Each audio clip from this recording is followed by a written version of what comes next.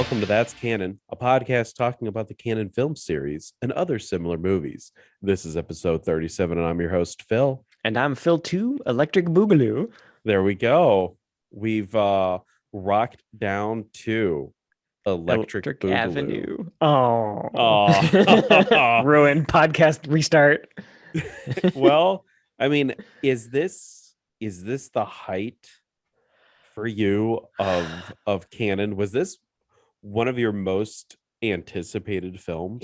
It was. I'm thinking back all the way to our first episode, right, where we were talking about, what we knew of canon history, and you knew a lot more than I did. You've seen a lot more of the movies than I did, and I just kind of knew through kind of like cultural osmosis of canon films, and they make all the weird bad movies. But Breakin 2, Electric Boogaloo, that subtitle is like the biggest. That's like the most well-known thing, right? Like everyone knows Use the Force from Star Wars, even if they've never seen Star Wars. People know Electric Boogaloo, but they don't really know what it's from. And so exactly. it set this movie up on a pedestal, and I'm sad to say that it fell off that pedestal and broke its ass. It did. It was the hype was real, and I remember my only thing about Electric Boogaloo. I guess I could say that. The only thing I really know about Breakin' 2 Electric Boogaloo was they did a remix of the Slap Chop. Remember the Slap Chop? Like, this is Vince with Slap Chop. Yeah, the made on TV or the as seen on TV thing. Yep, they did a remix of the song and they used Breakin' 2 dance clips. And I'm just like, oh my God, this looks great. Like it's funny. This is kind of, I don't know. The meme was big with the movie. In fact, I guess we could talk a little bit about it. Electric Boogaloo is a reference to a funk-oriented dance style of the same name. So Electric Boogaloo is a dance type thing. Oh, so they actually didn't make it up for the title. Yeah. So it sounds like gibberish. It does. It's a dance closely related to the earlier Boogaloo street dance performed in Oakland. It's like popping and locking and stuff like that. So like what we would normally associate with breakdancing. Yes. Kind of that like robotic style. Yeah. Okay. The term Boogaloo on its own became a slang term in the early 2012s because of, everyone going like, oh, Electric Boogaloo. Kind of a delayed response there. Exactly. It's been used by far-right extremists to describe an uprising against the government. The term originated from the idea that such a conflict would be a sequel to the American Civil War. Civil War II, Electric Boogaloo. Oh, no. They co-opted it. Yes. We need to take Boogaloo back. Groups subscribing to this ideology are considered to be part of the Boogaloo movement, and their members are often called Boogaloo Boys. Oh no. I usually call them gravy seals because they're just fat guys who think that they were in the military. Like the name that they chose though, the Boogaloo Boys, that's not much better. That sounds like a knock term that someone who hates them would make up for them. Oh yeah. And then also Always Sunny in Philadelphia has an episode called Charlie McDennis 2 Electric Boogaloo. Oh, that's right. Yeah, that was one of the much later seasons. Yes. With what's his name from the Office. Yeah. The David corporate guy. Yeah. Yeah. David Wallace. Yes. Yeah. Well done. And then obviously the big documentary that we both watched and talked about in our first episode, Electric Boogaloo: The Wild Untold Story of Canon Films, which came out in 2014. Yeah, so that, I mean, the fact that there's like people using like it becoming a street term in 2012, the documentary, and all this, like it's in that kind of the vernacular of the culture now, and people know about it, and it's a shame that the namesake, like the big cinema namesake, didn't live up to it. It is, and I will say I look back at Breakin' after this movie with a little more fondness and a little Yes. more open arms, because this film goes to 100 immediately. It almost mocks its predecessor that came before it. Yeah, the first one was definitely a little bit more earnest. It took itself a little more seriously, but not in kind of an annoying way. Or it was like, they took the dancing seriously, but this one, yeah, it just seemed kind of, tongue in cheek almost. It's hard Yep. to put your finger on, but yeah, I definitely agree. Like that's kind of like the byline to the star rating, which we'll get into later. But it's just it was a step down from the first one, so we'll get into why. But And this film was rushed and greenlit into production less than a year after the original. So remember, I think there's only like months in between Breakin and Breakin 2. it is it that I remember you mentioned that before, and there's some credit due here because this was definitely a much bigger movie in terms of cast and kind of like set piece dances. They definitely there's a lot more money on show here, and you have to give them a little bit of credit for bringing that all together in less than a year after the first one came out. It is a little bit impressive that they were able to kind of choreograph and organize all this in such a short time.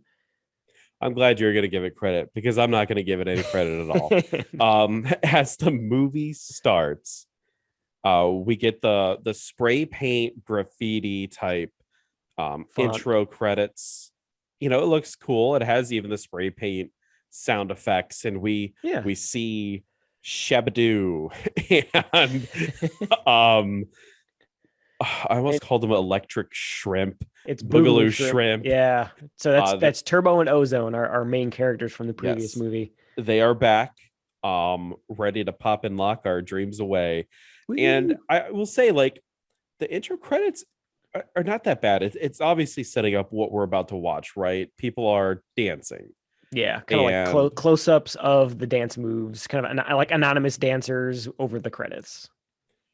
we hear probably the main song that goes throughout the entire film right here, where it's like, I believe in the beat, and it's high, tempo and kind of pop synthy. It's Yeah. not that bad of a 80s song, probably something that was made specifically for this movie Yeah, too. definitely. I think that's another bit of credit that I'll give this movie and the one before it too is that the music is actually pretty good. Like if you like that kind of 80s kind of pop music and kind of like a synth hip hop mix, it's actually really good.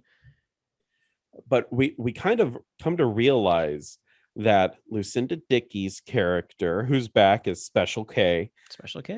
she's not dancing with Ozone or Turbo. She's still on, I wouldn't say Broadway, but she's still doing highfalutin dance routines, while Hoity Ozone and toity. Turbo are back dancing on the streets, despite the team winning the dance competition at the end to all be in a big production. Yeah, it was a little jarring because aside from Lucinda Dickey kind of looking longingly at a poster from that show that she's got on her bedroom wall, there's no reference to that at all.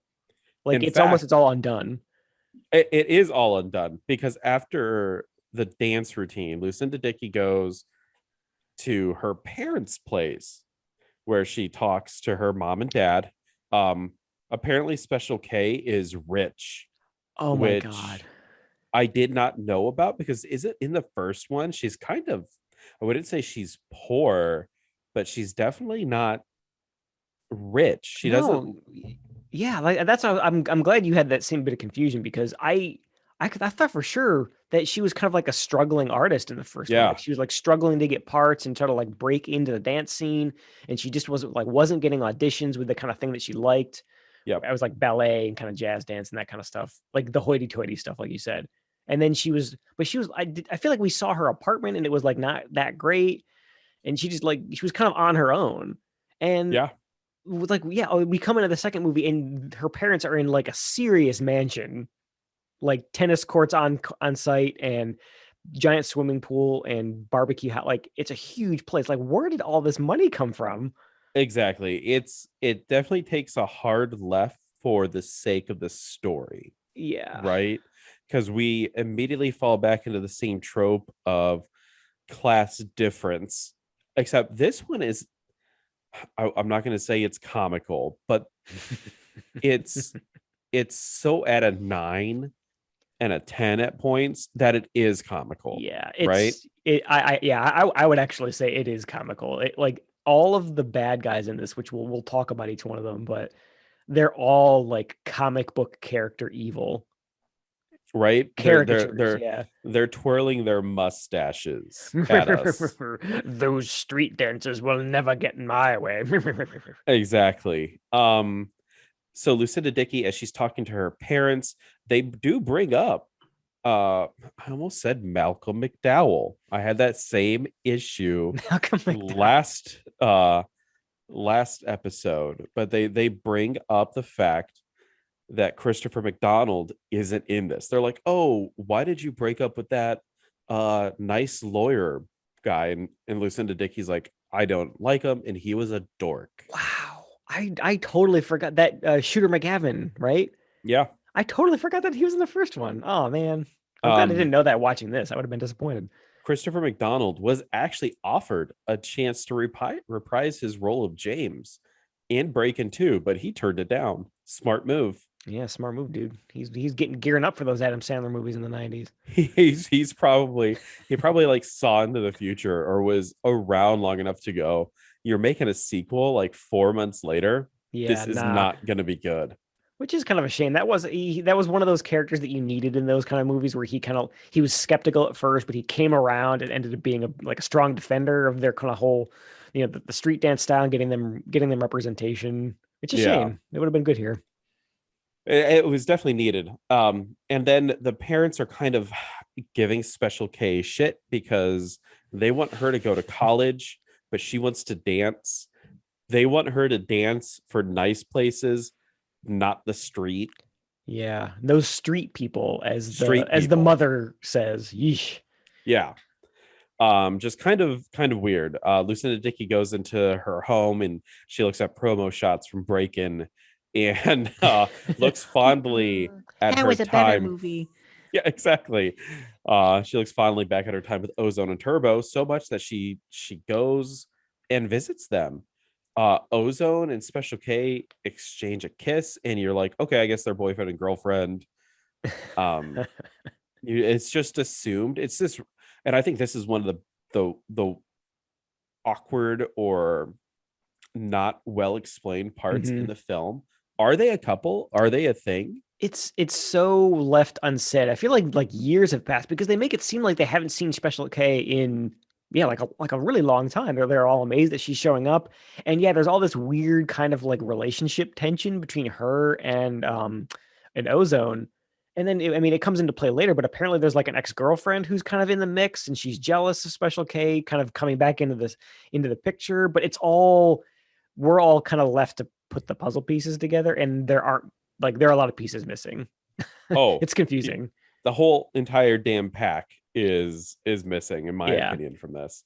Um, so as the gang reunites, they kind of start talking about how they're teaching kids on how to dance and stuff like that. And then this random character comes up and starts rapping for them. And they break into Uh, a dance. 6 minutes into the movie, we get our first, I guess, real dance sequence. yeah, the first of many. I mean, we talked about this in the break-in review, but it's just kind of their montages slash music videos that rarely advance the plot in any kind of way. They're just kind of dance scenes to show dancing because that's what you expect from this movie. But And my big issue with this film, you can see it right now. These dance sequences, unlike the first one, which really revolved around people at the beach dancing, or they were between Ozone, Special K, you know, it was kind of realistic, right? No one was going out of their way to be like, look at us, we're dancing. And then the entire neighborhood is dancing. But this film, yeah, it's so unbelievable because it's a musical now.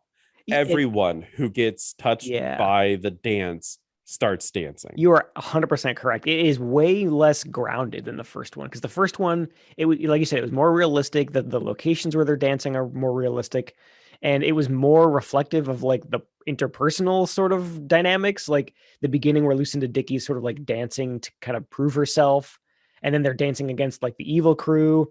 There's more like plot stake behind it. Whereas this one, Yeah. it's just like it's a yeah, like you said, it's a musical. It's a scene to have to have dancing and music, and with the fact that like the entire neighborhood and the mailman and the nurses, like all the people kind of come out of the woodwork and start dancing along with them in the middle of the street. It's just so off the wall compared to the first one. And the dance sequence is pretty long. It's like 2.5, 3 minutes. But Is it it it, really? it Yeah, it is all long. gets them to go to the I almost called it a cultural center, like the community center, where Yeah, Ozone and I am losing his name. It's Turbo. Ozone and Turbo. I Yeah, want to call him Turbo. Boogaloo Shrimp and Shabadoo. Uh, I mean, where Ozone yeah, and they're basically the same. Turbo are like, hey, we run this thing and we teach people how to dance and we teach people how to essentially like pop and lock, right? Yeah. You get like a moratorium, like not a long one of people dancing, and then it immediately kicks back into people dancing. Yeah, it definitely feels like an extension. So yeah, there's that first big musical number when Special K comes back to the neighborhood and everyone's excited, and they kind of like dance down the street to the community center. They talk a little bit about what they do there, and then but like the music never really stops and it like comes down to them let them talk. It kind of just merges into the next one, which is okay. Now we're dancing at the community center, and it's kind of like a montage of teaching kids and all that stuff. And I like it. It would work if I cared about these new characters, but they introduce them as like, hey, this is little guy, he dances. This is the awkward mime white guy, he Oh God. dances. We're boxing in the community center, and we dance as well. Yeah, that was a weird addition, wasn't it? Like Yeah, it's all dancing and except that one room in the back where it's like a boxing gym. and that supplies nothing for the movie. Nothing whatsoever. And then as we pan out, we get our bad guy, which I couldn't tell you what his name is. He's just a white dude, Evil old white dude with awesome teeth. uh, immaculate teeth, and right? and they're majestically huge. It kind of reminded me of Inspector Gadget when there's like a point in the movie. I don't know why, but there's a point in the movie where Matthew Broderick, he turns into like an evil Inspector Gadget, and he gets these just like super white teeth, and you're just like, wow, look at those Look at chompers. those chompers. It speaking of yeah, what it reminded me of was the teeth in that Jim Carrey had in the mask. Yes, okay, that's even better. Those big like chiclet chompers, and it's just comically huge. I mean, I don't think they were dentures though on this guy in this movie. They were just because that you could like see that there were fillings in the back, Yeah. but this guy just had a giant mouth. So the actor's name is Peter McLean. He's been in a lot of things, Days of Our Lives, Starsky and Hutch. So Hmm. he was definitely very popular in the 70s and early 80s. But I mean, this guy is pretty old in the movie. Yeah, So and he's and like we talked about before, he's kind of the first of this the series of like comically evil, old white guys in suits who don't understand the street culture and they just want to pave over it. And this, I'm glad you talked about like the other things that this guy was in because it also reminded me of. Do you remember that character in Dolomite Is My Name when they're filming that scene and he's like the guy who plays. He like found he's the yes, actor. He found a niche for himself playing yes, evil old white guys in movies like black exploitation movies, exactly. and he's so upfront about it. He's like, "Yeah, this is my thing. I'm great at it." I'm evil white I'm guy. evil. What guy number one? You have to think like, did these actors are they that self aware about kind of like the niche that they're playing? I Because would it's so comical. I would hope so. Yeah. His buddy that's with him is played by a guy named Ken Olfsen. He was in Spaceballs as head usher and Mr. Mom as exec number 3. These two worked hand in hand to devise a plan and a way to get the community center bulldozed so they can put in a new indoor mall. That's the crux of the story. Right. And I can kind of see, like, the community center from their perspective is run down. They can't afford it. I mean, for all intents and purposes, not to side with the bad guys, but Turbo and Ozone are 100% in the wrong.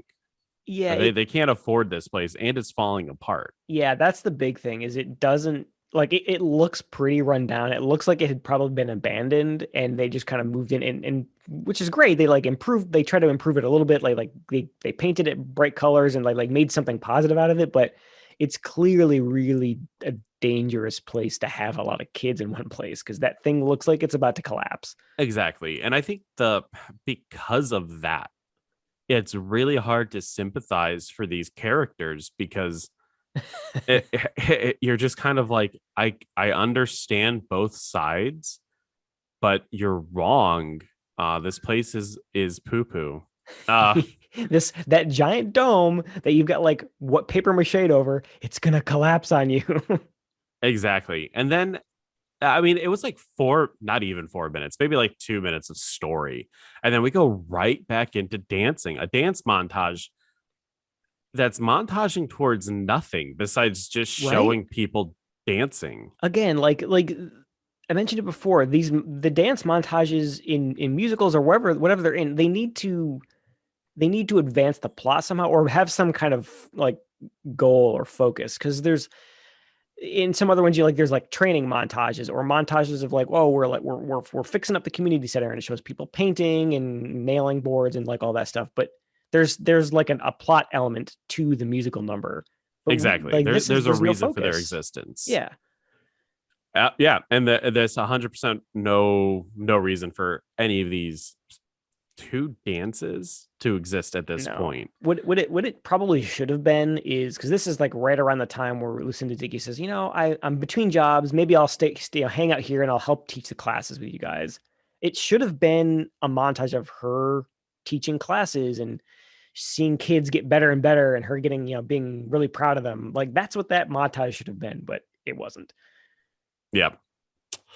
Uh, so we get a quick story break because that's all you get in this movie is story breaks. Dancing story until it just sort of ends. Kind of, pretty much. Where the white people are like, yeah, we can build a mall there. We just got to bulldoze it. And then a couple government people are like, yeah, bulldoze it. Then we quickly go back to rapping and dancing. And this is where we get introduced to the awkward love triangle part of the story where Ozone's ex-girlfriend shows up for some reason. Yeah, this is the one. I was trying to think like is she a character from the previous movie that I'm just not remembering? If she had a name, I'd be able to see, but I don't remember what her name is. Yeah, geez, I don't know either. But I don't think she's from the first one. Yeah, I think the only three that return are the main three characters. I think you're right because like again, Lucinda Dickey's parents, they're not in the first one. The agent is different. All like the evil guys are different. The evil dance crew is different. What a lame ass. Or we're not even there, but yeah, we're getting ahead of ourselves there. But yeah, you're right. It's all totally brand new cast people, and yeah, this ex-girlfriend who just like barges into the scene, and she's angry about it, and she's like, oh, she's angry that Special K's back in the picture, and we're like, who are you? Like, yeah, we can't sympathize with anyone because we don't know who anyone is. Because they go to the nightclub, and as soon as Lucinda Dickey's character comes in, she starts giving her shit eye. And then we get to see Ozone and Turbo. They're dressed up to be in the nightclub, and Ozone is wearing a Confederate Army hat that has a squirrel tail attached to it. What does the kind fuck? Of like that. It has that kind of like Civil War soldier look to it. Yeah. It's hard to. I'm sure there's a name for that kind of hat. You have to. I'm sure if anyone you're listening, Google Civil War soldier hat. I'm sure you'll see what we'll see what we mean. Exactly. Really weird. We also get introduced to the rival gang who don't really rival anyone No. because at this point, Ozone and Turbo like we're not gonna dance against you. And then the scene just kind of ends. Yeah. Like I mean, the evil crew in the first one was kind of a threat. It was kind of a side threat, but it's even more brushed to the side in this one. Like they introduce them in this club scene, and then we get like a fight scene later with them, not quote unquote dance fight, but like they have no impact on the plot whatsoever. Yeah. And the fact that they don't even engage them here, like that's what you expect at this point. It's like, oh, there's going to be a dance off in the club, and it would be like a copy in the first movie, but that's what you expect here. But they just kind of they just kind of walk away, like, no, we're not going to waste our moves on you. And that's where we get, I guess, properly introduced to the character of Byron. He's the boxing coach. The boxing coach and the subplot that provides absolutely nothing to the plot. Byron is really just there to dispense old timey wisdom. Yeah, he's the exposition grandpa in this movie. Exposition grandpa. Exposition Uh, grandpa. Byron is played by Harry Caesar. Pretty cool name if you ask That is me. a cool He name. was in some episodes of Sanford and Son. He's been in a lot of TV, a lot of 70s and 80s TV. He's He was definitely been around for quite some time. It Uh, definitely shows. He's probably got to be one of the best actors in this movie. he is the act. I think he's the only actor in this movie. As opposed to dancers who they just kind of taught to act in between Yeah. scenes. Yeah. We get like a 30-second. We are talking about Byron. It was longer than the scene that we just got with him, in which he's talking to Ozone, and pretty much he's like, "Yeah, they're gonna tear down this building if we don't fix it." And then they all go to the the government building. They all go down to the government store. The government store. You know the place. They start talking about like, yeah, you need to raise what is it, like $20,000? It's 250 grand. Yeah. Holy crap, that's even more than I thought. It's a ton of money. Yeah. Like, so it's the whole idea is that there's like in the earlier on when the evil guys went to go pitch their idea to the board, and there's like one lady who's working in the government store. And she, you can see that she's kind of sympathetic, but her hands are kind of tied from a legal perspective.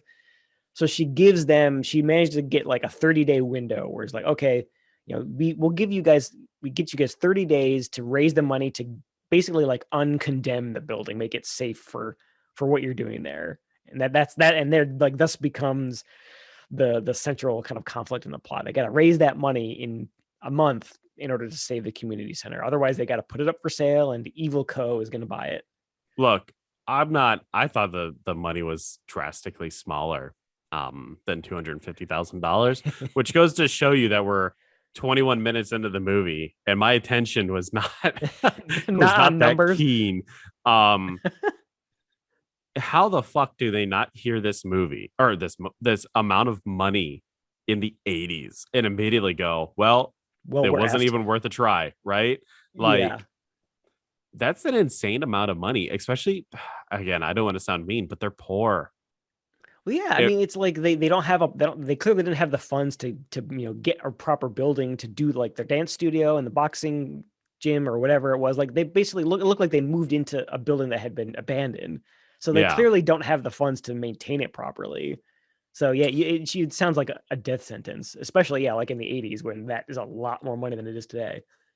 But we get a montage of kids washing cars, kids selling lemonade, paint. Of course.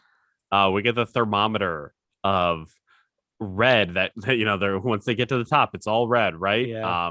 Arbitrary at best. And it's just people counting money, and they're like, "Yeah, we got like $2,000." Oh shit! they're not even at like their first milestone like of 20 grand. Yeah, not even close. At least this montage, like we said before, were the ones that didn't advance the plot at all. Like this one actually made sense. It's the kids banding together to try to raise some money. Exactly. At least it was something. Lucinda Dickey then goes to her agent, who's talking about how she's going to get this job in Paris, and it's something that she's been wanting for a long time. Again, it's our 30-second story break, and then we go right back to the community center. Uh, Yeah. Ozone is still wearing the Confederate hat. He's now wearing military type ribbons on his vest. His transformation towards the Civil War reenactor is almost complete. Exactly. And the scorned ex-girlfriend, pseudo girlfriend, is there, and as soon as Lucinda Dickey comes in, she leaves. um so there also is some animosity between Ozone and Special K, because Special K is like, oh, I'm gonna get the job in Paris, and he's like, I thought you wanted to be here with us. And it doesn't really go that far, because someone throws a piece of metal. I thought it was a smoke bomb for a second. That's Right thought, through like the like a canister, like a not a smoke bomb, but like those gas canisters that the yeah, police would like throw to like disperse a crowd. That's what it looked like. exactly. But it's the rival gang. They're razzing their building. Yep. Uh, Smashing they windows. they all run under an overpass, and that's when they have a big dance battle for really no reason.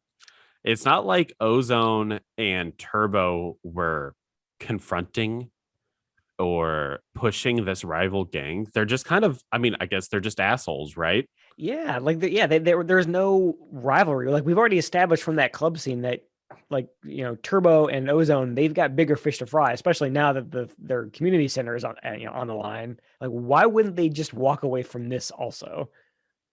Yeah. But no, they don't. They want to have a dance off, and it goes on for another 2 or 3 minutes, way too long. And you think like, if this evil gang, like, wouldn't it just be easier and quicker to just beat the shit out of each other? Like, Pretty why aren't they much. actually just fighting? I don't understand why they're not fighting, stabbing, shooting each other. They're just all awkwardly dancing under an overpass. And I think that this music in this scene is the worst. I don't remember Um, anything about this music. it, That it probably means kind of it's it's worse. just like repeating the same word over and over again. And Dance, dance, the choreography is not that bad. The rival gang has like nunchucks. Ozone's gang has trash can lids. They look like they're Iron Man, or not Iron Man, Captain Captain America. America. And it's kind of like this awkward dance fight, but no one really gets hurt. No one really gets hit. It's just It's, shadow boxing, I it's guess you could call it. and it looks like they're about to hit each other sometimes too. There's a part where Lucinda Dickey, like, she's like throwing her hands around like the girl in the evil crew, and Yeah. like, she comes really close to slapping her in the face a couple times. And I guess that's impressive. And this is, I think, the only time where we get to see the rival gang's name. It's Electric Rock. It's spray painted on the side of their car. Electric Rock. Ugh. Exactly. But we cut back to the community center where people are doing the site survey. So they're like checking the level of the ground, which I think that's a really cool job. I obviously wouldn't want to do it, but a site surveyor, either you're going to have the cool job where you look through the little telescope thing, or you have the shit job where you're the dude that holds the stick. Where you just stand in one place, Exactly. real still, while the other guy gets to point a telescope at you. These guys are doing absolutely nothing wrong. They're all within their rights to do this because this building is doomed. And evil white guy is kind of explaining this to everyone. He's like, hey, we're just preparing. We're not destroying anything, but we're going to build them all here, which Ozone and Turbo don't take kindly to, because they think that they're going to be able to raise the $250,000 in order to save their community center, when in reality, there is absolutely no hope for them. I just love the fact that we're just like finding more and more reasons to side with the comically evil people in this movie. Yeah. You're right. Like, I mean, it's, while we do sympathize with the dance crew and the community center, like, they are harassing a like government employee who's like, Yeah. like hundreds of feet away from the building, just doing his job, and they're like getting up on his face. And I think I might be confusing it with a later scene with a different surveyor team, but like, don't they don't they like run off with some of his gear or something? That is later in the movie, but Oh, yes. okay. I mean, yeah, it'd be like if someone came up to me and was like, Phil, why are you programming? And I'm like, well, that's what I get paid to do. Like, are And you they gonna run off take with my their fuck monitor. head? Don't take yeah, exactly. I'd be like, oh my God. Oh, what the hell, Oh, man? so I'm still getting paid, but Because uh because they hate the company you work for, and they're exactly. harassing the low level peons. Like, oh, come on, man, I just work here. Yeah, I just type. Um, so then we get I think this is the longest continuous story break that we've had. We now cut to Ozone in Turbo's place, which is a lot better than the first movie. This one actually has windows and it looks livable. Yeah, the last one was it was kind of like a garden shed, wasn't it? Yeah. Like a garage or something. Yeah, so he's moving up in the world at least. He got some money from that big theater production that they did that they don't talk about anymore. And then that's when his ex girlfriend, future girlfriend, scorned girlfriend comes in and confronts Ozone about like, you either choose me or Special K. You can't have us both. But it doesn't seem like Ozone's really chose anyone. So I don't really get like the argument here. Yeah, like there's no romance subplot going on or developed here at all. So we have no reason to care about one way or the other, like about what this ex-girlfriend has today. We just all we know her as is pissed off ex-girlfriend Yeah. for some reason. But Turbo goes down to an amphitheater area where there's people dancing. I don't know why, but there's just people dancing and playing the drums, and he sees That theme, that's like the theme for this entire movie, what you just said there. There's people dancing for some reason. for some reason, there's just people dancing. Uh that's where he gets introduced to this Hispanic girl. And for some reason, some fat guy's like, "Hey, Turbo, she really likes you," and he starts like jiving and dancing. That guy kind of he looked like what's his name from Lost? The guy with Yeah, the big guy with the really curly hair. I don't remember his yes. name, but yeah. Uh, so he immediately falls in love with her. It's like love at first sight. And instead of progressing this scene, we cut back to Ozone and Turbo in their shack, where Turbo's like, "What do I do if a girl likes me? I need you to tell me what to do." In which Ozone gives probably the worst advice ever. It's a lot of like dance moves. It's a lot of like looking out of the corner of your eye. Gotta be smooth, man. Walk like Um, this. yeah. I think the worst part of this scene though is that Ozone and Turbo have a Lucinda Dickey doll. Um, Yeah, we have to and bring up that doll. I mean, Phil, does Ozone he's bang that doll? he bangs that doll in the cold of the night. Because as they're dancing, it flashes to a real Lucinda Dickey, right? Yeah, it does. And then when Turbo's dancing, it's the Hispanic girl. Right, from he's kind of giving googly eyes to, but in the Yeah, previous scene, it's really weird the way that they're like transmogrifying this doll, this creepy sex doll between a doll and real people in the movie who these guys have been fantasizing about. exactly. When Ozone's first starts dancing with it, it's Lucinda Dickey. But then Turbo looks at Ozone and he sees the Hispanic girl, in which then he cuts in and starts dancing with it. And it turns into the Hispanic girl. But then when Turbo Ozone looks at it, he sees Lucinda Dickey. They're fetishizing this doll and they end up ripping it apart. And then I guess they're just so turned on, they start dancing with each other. It is so freaking weird. It This is. scene almost redeems the movie up to this point because it's just it dips into that kind of bad movie weird territory that is genuinely entertaining, kind of like what the fuck is going on. Exactly. It doesn't go, it gets to the edge of being like, what the fuck weird, but it never goes It doesn't that go far far. enough, in my opinion. Yeah, you're right. Because it does kind of it ends before it gets really weird. Before it like they don't give you enough time to think about the implications of that doll existing to begin with. And it's like human size, like Ozone's banging that doll. But the fact that they tear it to shreds like 2 seconds later, it's just it's really weird. Like in a horror movie, they would cut, because we already seen the doll cutting back and forth between being a doll and a real person in their mind. After they rip that doll to shreds, in a horror movie, you know that we would see an actual person getting ripped to shreds. Oh yeah. It's Like, it's it's so weird. it's I, so weird. that's all you can really say about that scene. And then it cuts to Lucinda Dickey. She's auditioning for another role, right? And then yeah, the guy's just like, yeah, you got it. You're gonna go to Paris. And then she goes to visit her parents, which again they're talking about like class division and poor people and how Lucinda needs to stop hanging out with those street people. But then we cut to her and Ozone hanging out at like a duck pond, talking to each other, and they're like, "We need to raise money. Let's go ask my parents." Lucinda Dickey says, "We're gonna go Right. ask my parents." Which so I don't know who's at fault here. I think it's Lucinda Dickey. She should have told Ozone and Turbo, "My parents are super conservative.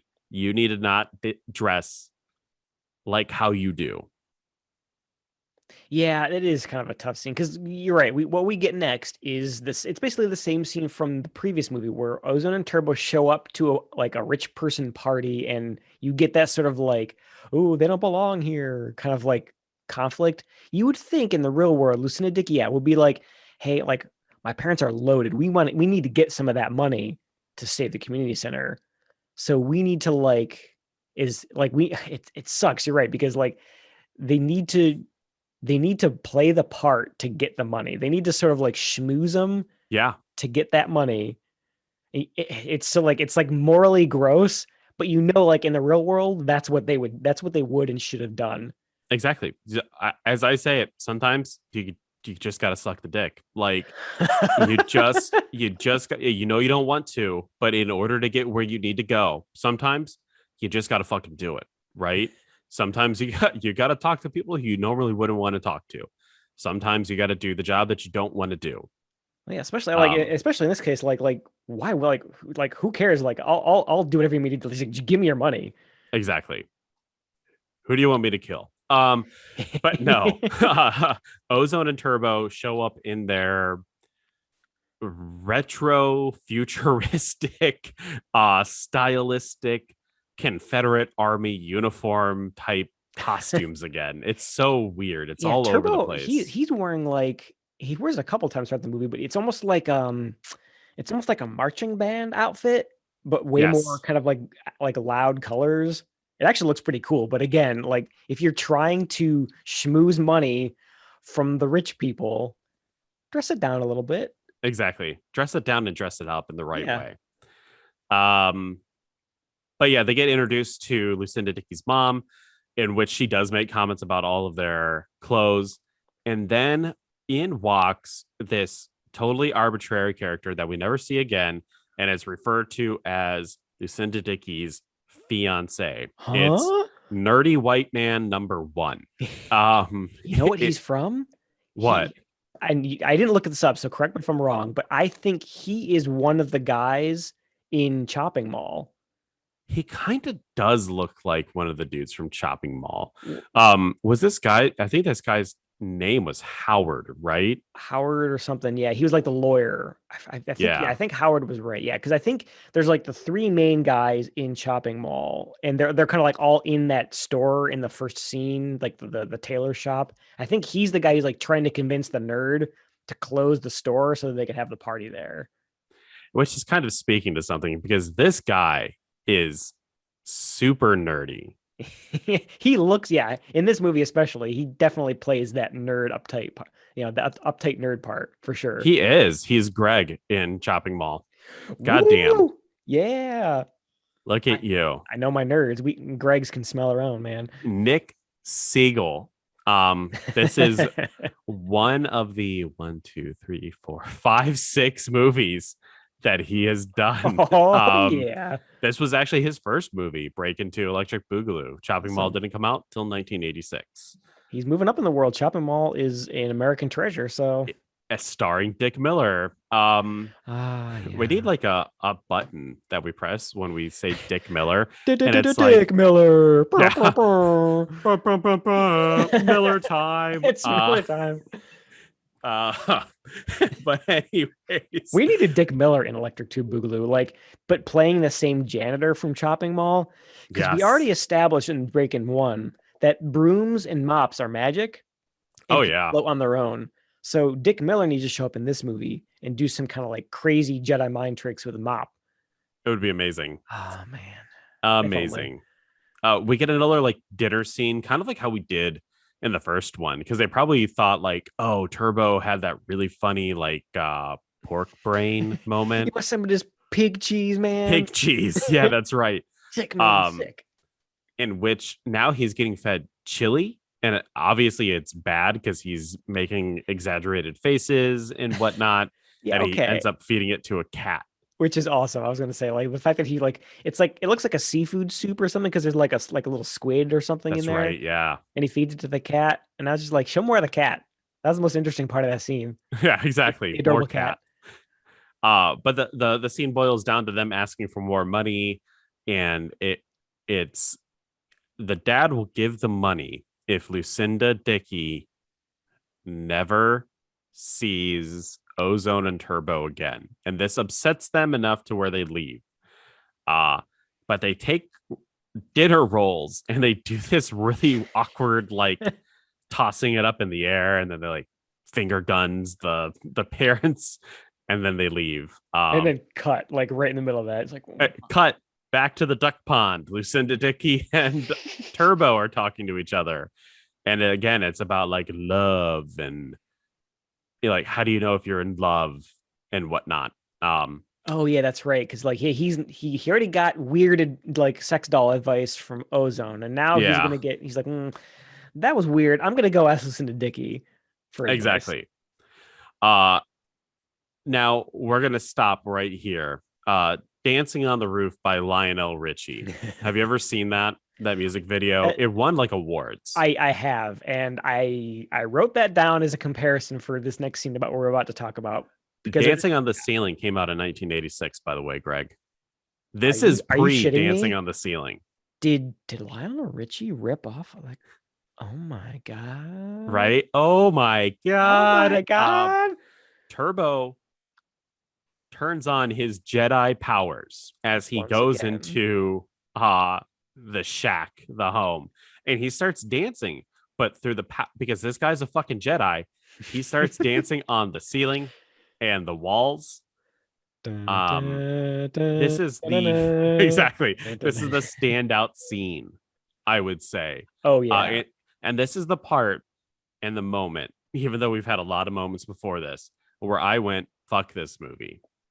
Um, like the first time when he's dancing with the broom, we In the kind of first movie, debated yeah. whether or not he was, because you could see the strings, right? We Yeah. kind of debated like maybe he's just practicing and this is just a move that he will eventually do, even though he doesn't in the movie. Right. Never But comes up again. Because yeah, there's the thing like okay, we clearly see the string. Are we seeing the string because the movie wants us to see it because he's practicing like a magic trick? Or are we just seeing because it's a production error and he's actually magic? yeah, Well, all that doubt is long gone by the time we because get to this scene. he is 100% dancing around this shack. Now, you could think to yourself, maybe this is just his imagination, right? Maybe he's like Sure. exaggerating what's happening. But the Hispanic girl comes in and sees him doing this. Right? It totally throw it like that's a big part of the fact that this like it totally throws out that option of being it like it's just oh it's a crazy musical thing, it's not grounded in reality. It's in his mind, he's dreaming, he's so over the moon about this girl, he's having a wild dream about dancing. But no, she walks in and sees him dancing on the freaking ceiling. Yes. And then they start kissing and dancing, and then we cut back to the nightclub. Uh, they really are missing out in this movie about not exploring Turbo's magical powers. Yeah. And It goes not completely careful. unsaid. If they want to raise $250,000, they do that right there Yeah, in front of an audience. or just hey, pay $20 and we'll let you watch this guy dance on this like a freak show kind of thing. Like Exactly. this guy is a magic wizard dancing on the ceiling. Like exploit that. Ozone's out there. He's like, "Hey man, you want to go? You want to pay $20 to see that guy in a shack? I'm not going to tell you what he does, but it's worth it." Totally, we're not going to kill you and steal your organs. So Ozone, he goes to the nightclub and he tries to recruit the rival gang. He's like, "Hey man, they're going to destroy our community center. We need to drop this beef. We need to work with each other in order to save it." And rightfully so, the rival gang is like, "Hey, piss off. We're not man. Like we're not in this movie. We're rivals." Lucinda Dickey and Ozone, they meet up in the nightclub as well, and there's some confrontation because she's talking about how she can go to Paris and how it's a good opportunity for her, but Ozone's like, "Yeah, but you're going to leave us behind." And then the girlfriend, the ex-scorned girlfriend, shows up and there's a little shit thrown there. It's really a little bit.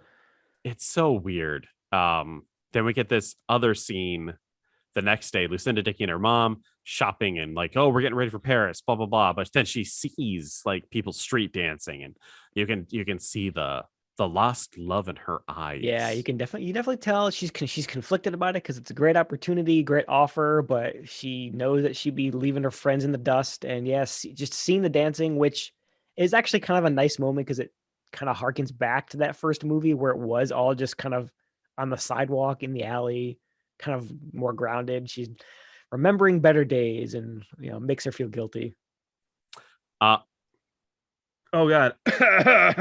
all right, I'm good. Once again, Phil has an allergic reaction to the bad movie we're talking about. Exactly. I'm done, man. The next day, Ozone has put out an SOS, a Save Our Streets, on the top of this building that's gonna fall down. That's made out of like wet cardboard and crackers. It's yes. Oh god. He starts to dance, which then affects everyone else around him, which they start to dance. They storm the Capitol. Much like earlier in this year. He dances off the roof and like whips up the neighborhood into like a angry mob. There's like pitchforks and torches and signs. Yep, they gouge some poor cop's eyes out. It gets really gory at this point, yeah. And I mean, a lot really of chanting. Takes a turn. Yeah, some of the senators were aiding and abetting in this. Oh, there we go, describing the movie we wanted to see instead of the movie we got. Exactly. Ozone breaks the rules and the law by taking the floor away from the person who's currently speaking. Yeah, even if it's a public hearing, you still have to like wait your turn to speak. You can't just barge in. Nothing would turn me off from helping someone. Other like the biggest thing that they could do would be rude, right? Like if you come up to me and you're like, "Hey, fuckface, I need your help," I'd be like, "Whoa, you're not getting help." Hey, right? Like being rude and not knowing your step. That's like immediate. I'm not going to help you. Yeah, it kind of goes back to that same scene with the parents. Like they should have come in and like shown. Like, make it really obvious that the evil guy, like the evil assholes, are the assholes in this scenario. Like, don't stoop to their level. Hey, the guys who are legally buying this land because it's a dilapidated building? You got to convince them somehow. They're the bad guys. They're going to bring community. They're going to bring something that's going to provide, like, to the economy. Oh, wait. Anyways, so Ozone, he's essentially petitioning to the government to save their community center. And I get it. It breaks down to like, you need to raise the money. Like, did we stutter? It's the same lady from the first, like the earlier scene where she's like, the building is basically dilapidated. It's like a zoning issue. Like, unless you can raise the money to resurrect it, basically. Sorry, like we've got to sell it. And I think they're like within days, if not hours, of the due date, right? Yeah, a couple days at least. Like basically it's over. Like which I guess makes sense why they're resorting to just barging into the public hearing because like they clearly are having a hard time raising the money. And this, it would be a different situation if the building was fine and the evil white people were actively sabotaging the building. But they're literally just sitting back going like, it's a piece of shit building. It's going to fall down. We don't really need to do anything. Which makes like that's a good point. Like that's what this movie should have been. That's how it should have been written. Is they own the bill like the community center, they own it fair and square. They've tried to maybe like go to that boxing coach and like, hey man, like we've got this great offer for you. We'll like sell it to us and we'll cut you in on the deal and like try to get them to sell it. But they have them own it legally and have it be like on the up and up, like it's not condemned Yeah. or anything. And that would make the bad guys seem a lot more like genuinely evil, both in the eyes of the characters and in the eyes of the law too. Like make them totally unsympathetic and unrelatable, and having them like yeah, do like you said, like having them sabotage the building and trying to like, well, if they won't sell, we'll smoke them out and do some kind of scary stuff that way. Do it that way. Exactly. Um, but But no. the evil white people are just playing the game and following the law. They're the least evil white people in evil white people history. as comical as they are, yeah. But Ozone's pissed and he confronts the evil white guys outside the Capitol steps. If this was real life, Ozone would have been shot. But this is Breakin 2, so he's not. They dance to solve their problems. Exactly. The site surveyors show back up at the community center, and Turbo steals the site surveyor's gear. And then he takes a tumble down some stairs. And when I say takes a tumble, he falls down like fucking 50 concrete stairs. But here's the silver lining. It actually wasn't Turbo. It was some other guy who looked like Turbo and was wearing his clothes. So thank God he turned into an obviously different person. Yes, exactly. Like It was in a movie that doesn't have a budget for stunts, they really should have zoomed out a little bit a little more. further. Yeah, it was like so obviously a stunt guy. Didn't look anything like he was probably. I mean, Turbo's a small guy. He's kind of like a thin guy. He's pretty short, but the stunt guy that they swapped in is like 6'3", like 300 pounds, giant. Yeah, exactly. All of a sudden, like a linebacker shows up. Like wearing the same clothes, like stuffed into him. It's hilarious. We cut to the hospital. Lucinda, Chicky, and everyone's there. The Hispanic girlfriend's there. She kisses Turbo, and it makes him wake up. And he starts dancing. Ozone puts on a stethoscope and listens to Turbo's foot. That's not how that fucking works, dude. I thought that was actually kind of funny. I think I was so over it at this point where nothing. It could have been the funniest thing in cinema history, and I would have been like, I'm not fucking laughing. You weren't cracking a smile. You weren't going to give this movie any credit. Especially this scene. I think this scene is, I wouldn't say like low taste, but like low hanging fruit jokes. Where now all of a sudden the hospital staff and everyone else is dancing, and they got sexy nurses dancing. They have a guy literally died during surgery and he resurrects, which just goes to show you that Turbo has the powers of a Jedi. He's healing people as he goes through this with the power of dance. He's got that new force, that the new healing power that Rey has. Yeah. Oh. I just thought confirmed for Jedi. Exactly. The whole dance scene was just bad. And this one was like 4 minutes of pain.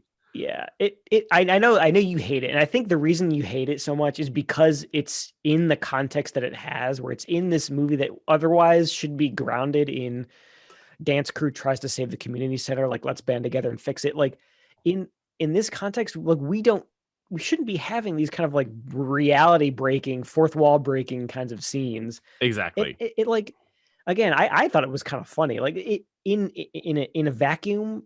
This is actually kind of a fun dance scene. This would have worked way better though as like a standalone music video. Exactly. Not in this movie. And I think it's the first one set up that magic happens and interacts with real life. then I would be fine with it, but it doesn't, Yeah, right? it's too reality breaking. It doesn't fit tonally with the rest of the movie. We cut to, I'm assuming the next day, Ozone and Lucinda Dickey are eating some za. Uh, and then the Man, dad they're shows loving up. that pizza. Yeah. The dad shows up and is essentially like, I'll give you the money right now if you leave these people behind and go to Paris. Ozone's like, you don't need to do that. Lucinda Dickey, you can see like the confrontation, the conflict within her. Um, Yeah, I mean, at this point, you said it a couple times. Like there's definitely points in this movie where like they should have just like, sorry, we'll suck it up. We'll take the money. We'll do what we need to do to save this place. I was sort of on the fence myself up until this scene. Like at this point, like, are you kidding me? Say like take the money because exactly. like take the good job in Paris. Like you get what you want. The community center gets saved. They'll own it fair and square. Like it's like win-win-win for everybody. And she doesn't take it. She doesn't take it. We cut back to the hospital. Despite the fact that I thought we got over Turbo being in the hospital because he's got the whole big dance sequence. Oh no, he's no. he's still there. And now he needs to get to the community center. So they escape, and for some reason, nurses and doctors are trying to stop them, even though I'm pretty sure you can just walk out of a hospital at any moment that you want. You can Yeah, just say, like, I'm good. yeah, he like you can he's not under like, he's there voluntarily. Like, oh, I've got a cast. I can check myself out. Like he's not a he's not a mental patient who's locked in there against his will. Exactly. Cut to the community center. I think this is the final confrontation between Lucinda Dickey and the scorned ex-girlfriend, in which the scorned ex-girlfriend throws down a bunch of pizzas. So she's wrong. Outrageous. There was like she had like a dozen boxes of pizza and it's Yeah. all wasted. And again, I don't want to be that guy, but I don't think these people could just afford a dozen pizzas at any moment. So Lucinda Dickey, she's maybe her dad. Okay, here we go. Here's some canon for you. We've got the dad. He's really rich, right? Maybe he yes, got rich with Pizza Hut franchises. he's a pizza mogul. He's a pizza mogul. He's Papa John. He's evil he's Papa John. he's Papa John.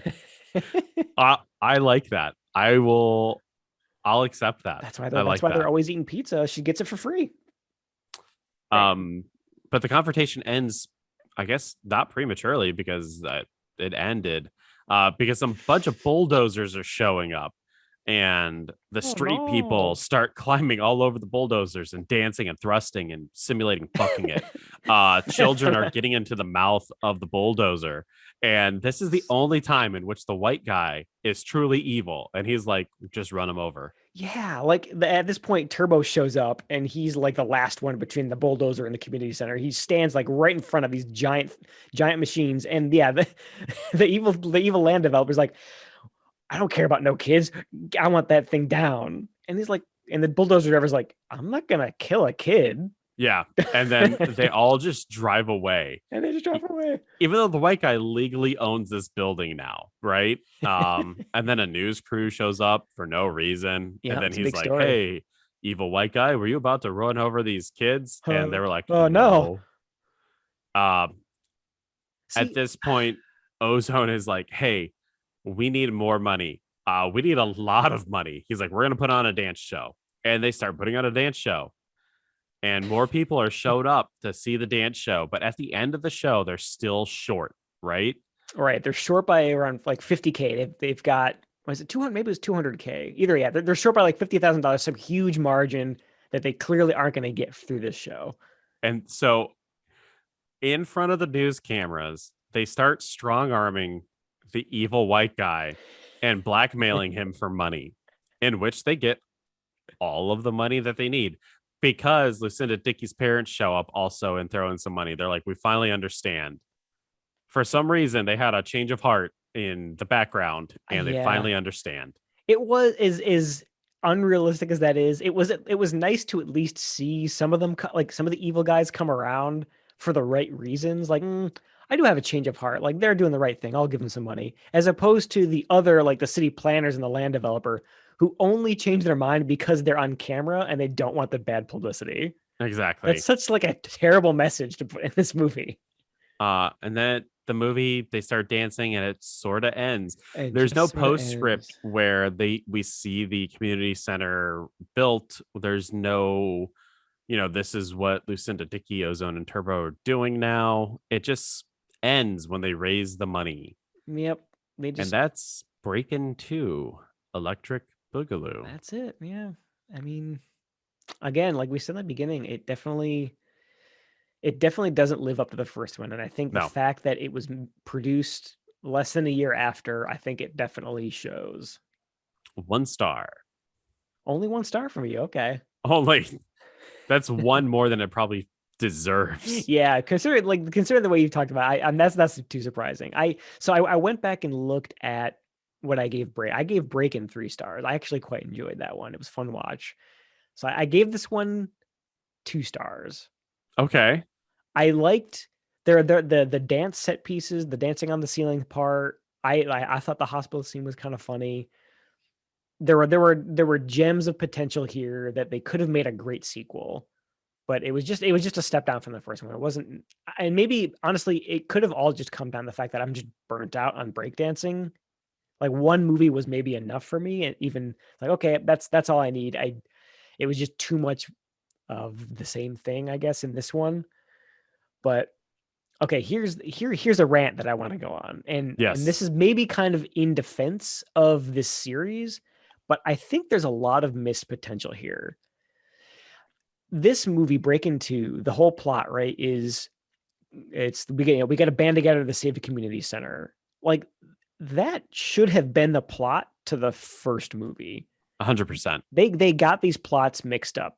And what I want to do, I want to bring in the Mighty Ducks 1 and 2 into this as a comparison. So in Mighty Ducks 1, it's very like small time, small stakes. It's a Pee Wee hockey team. They got to get better to beat like the rich kid Pee Wee team on the other side of town. And they've got a cast of different characters that all kind of come together to make a team, and they win in the end. Like that's what Breakin' 2's stakes kind of feel like, right? Yeah. Where it's like it's kind of all very local. We got to band together we got to dance to save the community center, and we got to raise the money and blah blah blah blah blah, like very kind of small time stakes. Then going back to the Mighty Ducks, the second one, right, is that's the Team USA one, right? We're like, okay, Yeah. like we've mastered the small town hockey. Now we're going international. We get like the stakes are bigger. We're representing the United States, like, and we got to beat the Iceland team. It's the stakes are bigger. We're on an international stage, and we're like, we got to prove our legitimacy to people who don't know us, like at a community level. That was Breakin' 1, where they're like, we've got to show that street dancing is like a legitimate art form, and we got to prove it internationally by going on the road with this big production and going head to head with all these jazz dancers and ballets and whatnot. Like that's how you are supposed to do these kind of like sports adjacent movies, where you stay local first, and then the sequel you go bigger. Like, oh, maybe they got to go to Paris to do that like dance, do that dance show and prove that you're a legitimate art form. That's what that like these two movies are completely swapped, and it's a frustrating loss of lack of taking advantage of that potential. These could have been like the Mighty Ducks of dance movies. 100%. I agree. Rant over. Sorry. It's okay. It's good with me. I agree with you. Yeah, it's backwards. It's backwards in a lot in a lot of things. There's too many dance sequences. There's just Yeah. too many like started plot threads that don't go anywhere. Not that I'm really expecting a lot of plot from a movie like this, but I would expect them to, if you're gonna pull on a string, to at least follow it, right? Um, Yeah. Yeah. It's again just missed opportunities, and I like we like those kind of sports movies that they get again. It could have been better. It could have been like, yeah, like I said, they could have been the Mighty Ducks of dance movies if it was written a little bit better, if it was they kind of made the dancing matter a little bit more instead of just having like random off the wall dance scenes like that hospital scene. yep. Such a shame. The film that scene where the room is rotating. They actually borrowed it from A Nightmare on Elm Street, the machine that does it. Oh, the one where the friend in that man, Tina. I'm sorry, where she's like rolling around on the ceiling and everything. Yep. Oh, that's cool. I mean, I guess that makes sense that those are probably really expensive to build and probably way more expensive than they could have afforded for this I movie. I would assume so that Breakin could not afford um the ability to buy that To rotate that a room. that machine. So what's interesting is upon release of the film, Roger Ebert gave it a three stars. Really? But it sits at a 29% on Rotten Tomatoes currently. The film grossed $2.9 million in its first 5 days. It was a Christmas movie. It opened up in December 21st, played in Oh, 717 theaters, and went on to gross $15 million, which is half of what Breakin brought in. I guess, yeah. I think if nothing else, it was like I said before, there's just probably just burnout on breakdancing movies. Yep. Like one, it was kind of a novelty, the first one in that regard, and it was just kind of more of the same, unfortunately. There is a loose pseudo sequel. It still falls within the canon umbrella, so we'll eventually get there. It's called Rappin'. But Oh no. overseas, it was released as Break Dance 3, which is what they called Breakin'. They called Breakin' Break Dance, Breakin' 2, Break Dance 2, right? Okay. So uh overseas it was called Break Dance 3 Electric Boogaloo. What? So it was Break Dance 2 Electric Boogaloo, and then Break Dance 3 Electric Boogaloo. Oh, gee, they really, boy, they're really desperate to keep that subtitle going. And once we get to 1985, that's what we'll watch. But yeah, that's Breaking 2 for better or worse. Yeah, I mean, we harped on it a lot in the beginning. There was a lot riding on this. There was a lot of hype. Maybe we would have enjoyed it a little bit more if it was something that we didn't know about and were kind of pleasantly surprised by for the what little it did right. But yeah, it doesn't live up to that sort of that canon trophy case, Yeah. along with Ninja 3: The Domination, which was fantastic, and some of the others that I think that we'll get to, but I'm sure are hopefully better than this. But So, I don't think it deserved to be up there on in that trophy case. uh, did you know, except for Grease 2, we have watched almost all of Lucinda Dickey's filmography. She's only done one other film, theatrical film after this. So Breakin', the Ninja 3, and this one, right? Yep. So And only one more then. and she was Greaser 2 in Greaser 2.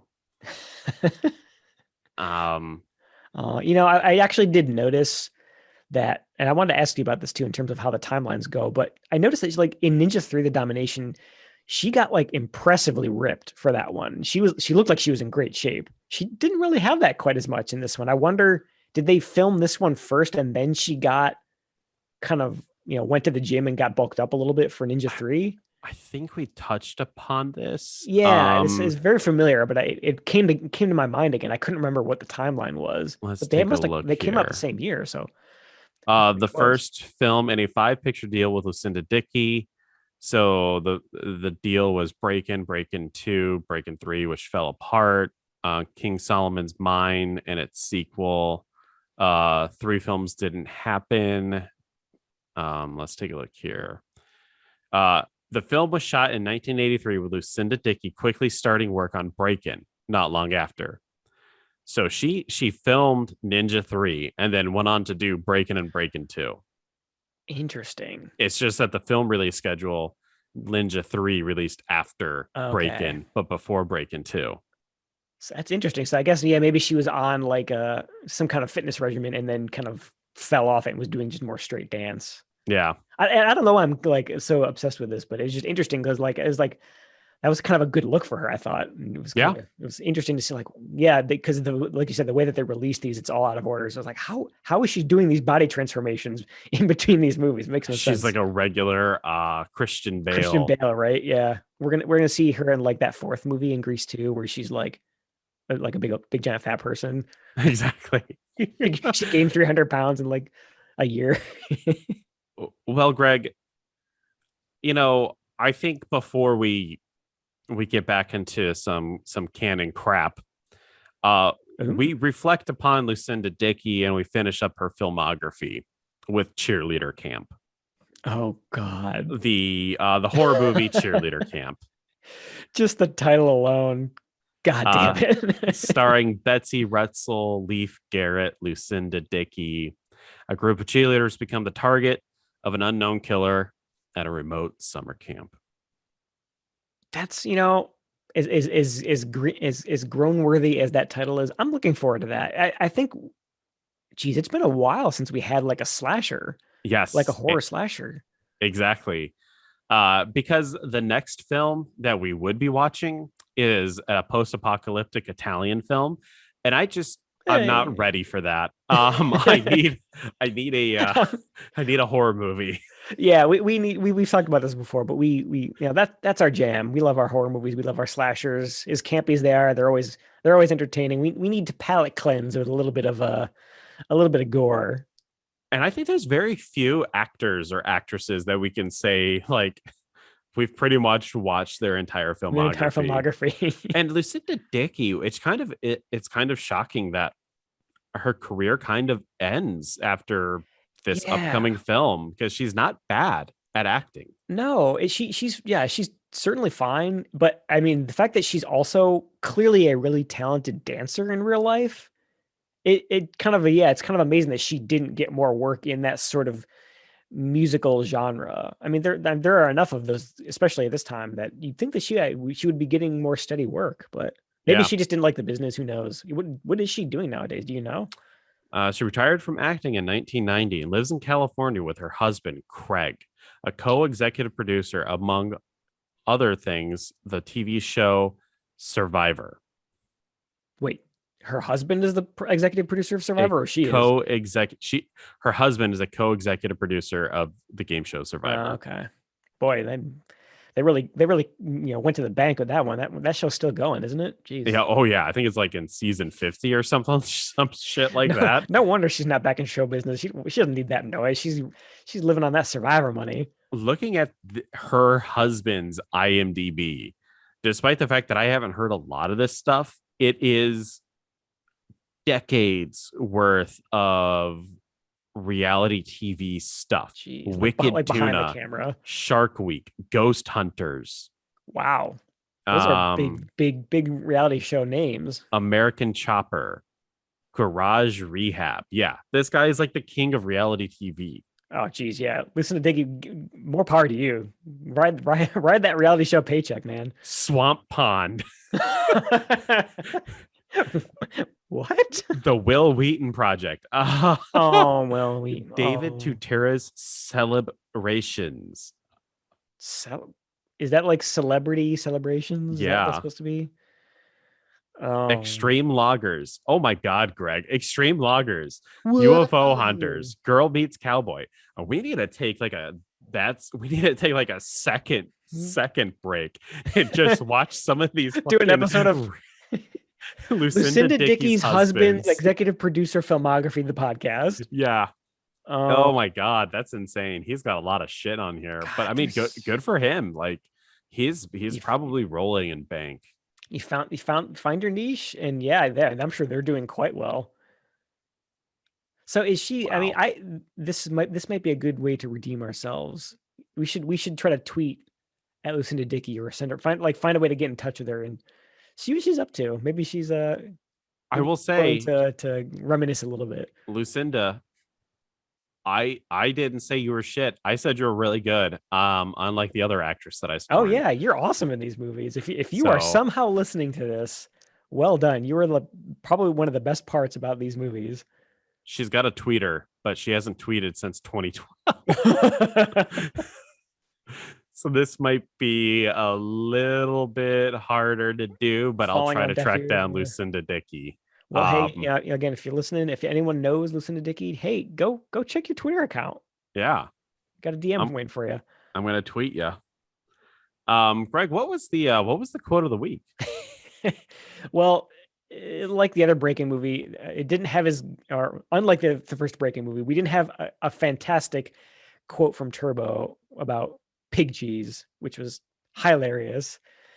This one went. I tried to stick with the comically evil mustache twirling villains and just like the hilarious contempt that they have for children. Apparently, there's a part early on where they've got like there's these evil guys are standing around a model of the mall that they want to build, and the big tooth evil guy, he says, "That building with the kids in it, that's got to go." I want to build that shopping center. I want to build it on the site that we talked about. The property values in that area are just going to take off. And that building that the kids are in, well, that has got to go. Well, I'm working on it, but you know, Commissioner Snyder is soft on these so-called community projects. Now, Randall, I want zoning's cooperation. I think that's like the only quotable quote, right? Like everything else is so kind of blah. There's not. Yeah. It really wasn't like a lot of funny quotes. So this where it really kind of is a nice little like snippet of how comically evil that these guys they portrayed them. So yeah, I mean, there's similar lines, and the rest of them, the dad has some similar lines. They're just like, Jesus, dude, what a douche. But it was like coming from our big tooth guy. It was just too good. It got a solid chuckle out of me. Damn, I think that's probably the only thing from the film that I could quote. And I was a little sad that there was no hidden Jean-Claude Van Damme's or future canon stars in this film. Oh, I forgot. Yeah, you mentioned that last time where he was in one of the like crowds of the first movie, right? Yeah, man, he should have been one of the surveyors. He could have been. Then Get he like out of the danced way. with the survey equipment. Yeah, man. He starts like grinding up on it, and he's like, "I'm gonna survey." Anyways, it's like some kind of sexy surveyor outfit. Sexy surveyor, you know it. We got a letter. Phil and Greg from Lucinda Dickey already. Wow. Lucinda writes. Phil and Greg, I just recently listened to your episode 27, Reflections, and you talked about how you'd be willing to do another holiday special for Independence Day. It's June now, so I just thought I'd send this friendly reminder because I'd love to hear that special. I also wouldn't be opposed to some other special episodes, maybe focused on certain actors or actresses that showed up frequently in canon and other similar movies. Oh. I know you both quite like Dick Miller. Hope you're both enjoying your summer. A fan. This fan is clearly a man or woman of taste. Yes. For calling out Dick Miller. Well done. So thinking about Independence Day coming up and movies, I guess, that we could review that might fit the mold. The one that comes to mind is the 1996 film Uncle Sam. It's a black comedy slasher written by Larry Cohen and starring Isaac Hayes. Ooh, you've got my interest, sir. I've seen this movie a long time ago, but the killer is dressed up as Uncle Sam. I mean, I think we talked about some of the other ones, like these slasher movies love a holiday gimmick, and I think, dear listener, I think we can make your wish come true. And I guess we're kind of making the dream come true immediately because we're taking a moment to finish out Lucinda Dickey's filmography. But I mean, I think there are definitely some Dick Miller movies that I haven't seen, that you haven't seen, that we could come upon, maybe making a Miller Time episode. Miller Time, Dick Cast. A Dick Cast, yeah. Low hanging fruit, sorry. Give that straight dick. Where we go like, okay, we know there's some crap coming up. Let's take a moment to reflect upon the work of Dick Miller. A gentleman and a scholar. Yes, but I guess for getting out, this is going to be really weird because this episode is going to come out way later in the Independence Day episode. So your dream is going to come true, and we're talking about it now. So do look in the past for the Independence Day episode that we're doing in the future. Woo, time travel. Paradox. July 4th is coming in the past. But Oh it's my also the God. future. How did we do our Christmas episode? Did we actually get that out on? Yeah. We Oh, broke okay. the regular routine, and we just put out a special episode and talked about Santa Claus Conquers the Martians. Conquers the Martians. Yeah. Oh, Droppo. Oh, Droppo, you lovable skank. you asshole. You And he ass- hides in the little thing, right? The toy chest. The in toy chest Oh God. with jackass mean Santa Claus. What if Droppo shows up in Uncle Sam? Oh my Yeah. God, that'd be amazing. Oh man. I need more Droppo in my life. But instead of a Martian, he's like a cop or something, or He's- a senator. A senator. He's Senator a state Droppo. senator. Senator Droppo. Sign me up for that movie. Hell yeah. Well, if you like what you're hearing, please subscribe to the podcast and leave a review. Give us some constructive criticism on how we can make this podcast more enjoyable to you. You can follow us on YouTube at That's Canon, and you can email us at that'scanon@gmail.com. I'll literally read what you write me. I'll read whatever you say. We'll look at whatever you send us. Yeah. Wink, wink. Nudge, nudge. And remember, since we said it, That's canon.